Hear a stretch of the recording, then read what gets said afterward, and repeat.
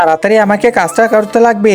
আরে কি ব্যাপার, এই ছোট আবার কলা নিয়ে কি করতেছে? মা তো কলাটা নিয়ে নিল, এখন যাই ভাইয়ের সাথে খেলা করি একটু। আরে ভাই কি করতেছো তুমি? এদিকে আসো। আরে এই ছোট আবার এখানেও আসছে, একে নিয়ে আর পারি না, যাই তাড়াতাড়ি মার ওখানে দিয়ে আসি। ছোট তুই এখানে থাক। না না, আমি এখানে থাকবো না। আরে দেখো দেখো আবার এখানে আসতেছে। এই যে মা, তাড়াতাড়ি ছোটকে নিয়ে যাও, আমি একটু বাইরে থেকে ঘুরে আসি।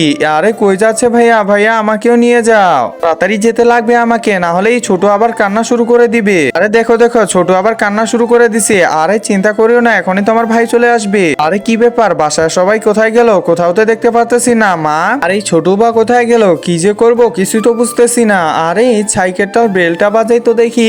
আরে কি ব্যাপার, কেউই তো বাইরে আসতেছে না। এখন আমি এখানে কি করব? কোথায় যে গেল?